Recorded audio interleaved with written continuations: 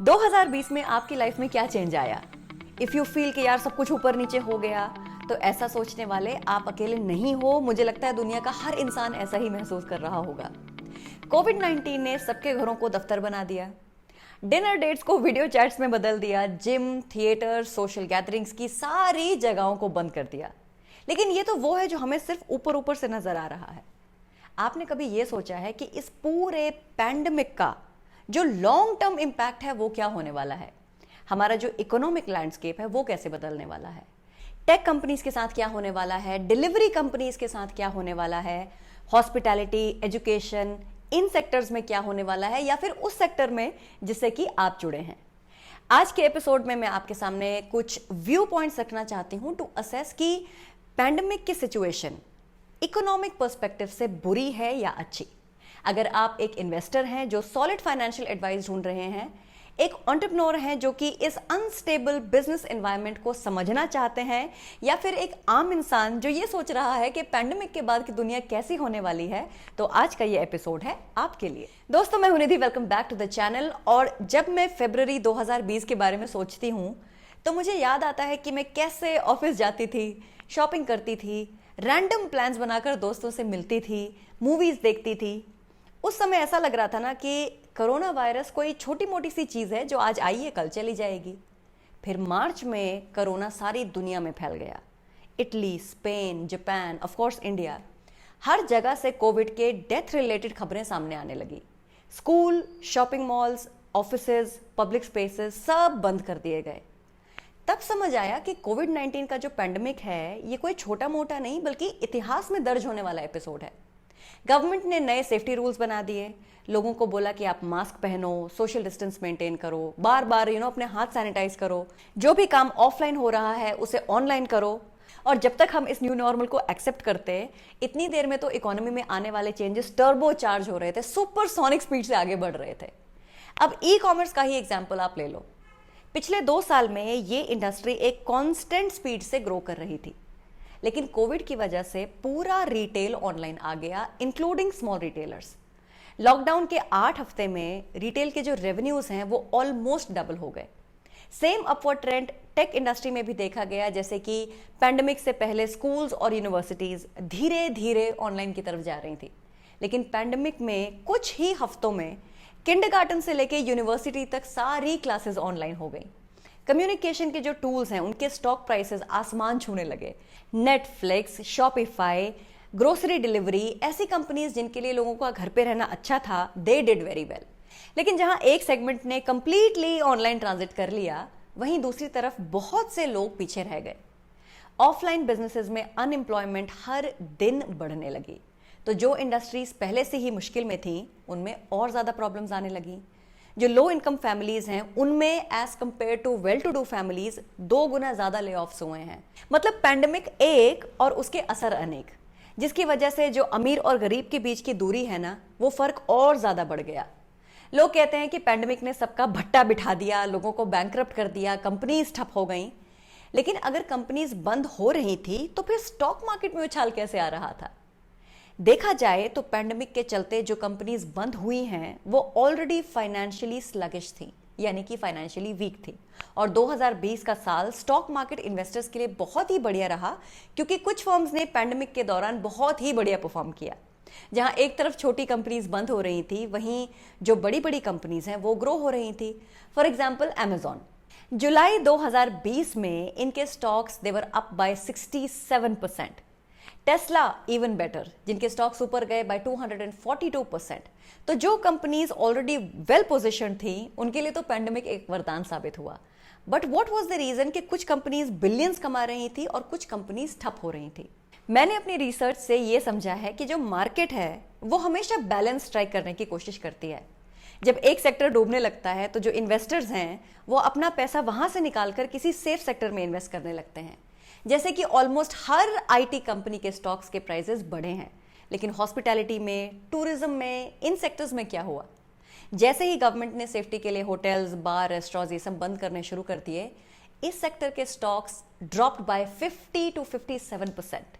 Investors ने अपना cash उन बिजनेसेस में मूव कर दिया जो कि ज्यादा सॉलिड दिख रहे थे। तो बेसिकली स्टॉक मार्केट की सिचुएशन में बहुत हद तक गवर्नमेंट पॉलिसीज का, गवर्नमेंट एक्शंस का भी बहुत बड़ा रोल रहा है टू डिटरमाइन कि ये सेक्टर चलेंगे या नहीं।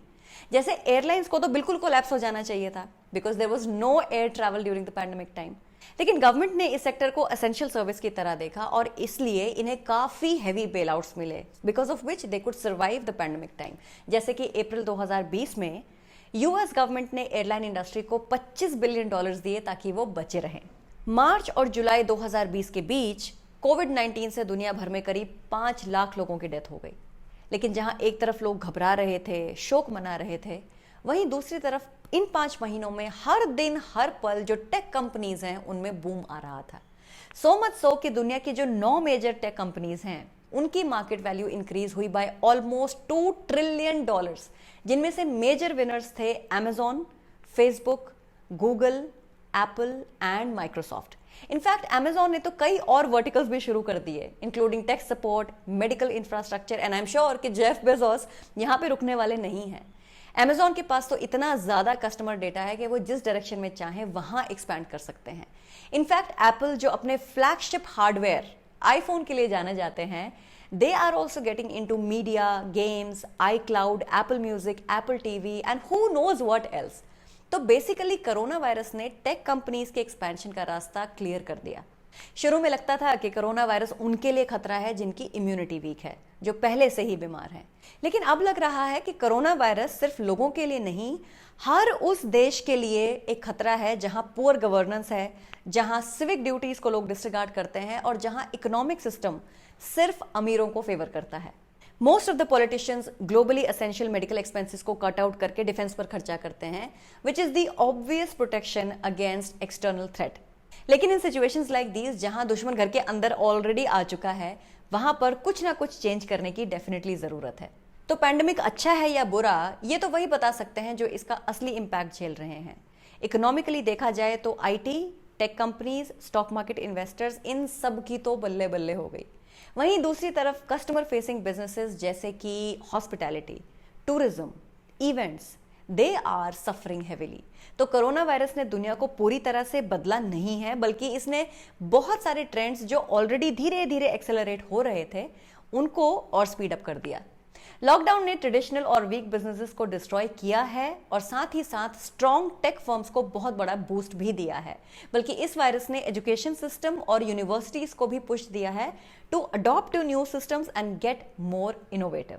देखो, मुझे नहीं पता कि आप अपने आसपास के बारे में, स्पेशली अपनी फाइनेंशियल कंडीशन को लेकर कोविड के बारे में क्या सोचते हो, लेकिन एट अ ग्लोबल लेवल एक अजीब सा बैलेंस नजर आ रहा है जहां कुछ इंडस्ट्रीज खत्म होने की कगार पर हैं, वहीं कुछ इंडस्ट्रीज आसमान छू रही हैं। कोविड की सेकेंड वेव में हम क्या सुधार कर पाएंगे, अपनी इकोनॉमी को रिवाइव करने के लिए हम क्या एक्शंस ले पाएंगे, और फिजिकल के साथ साथ हमारी जो इमोशनल हेल्थ है उसे रिवाइव करने के लिए क्या कर पाएंगे, ये तो आने वाला समय ही बताएगा।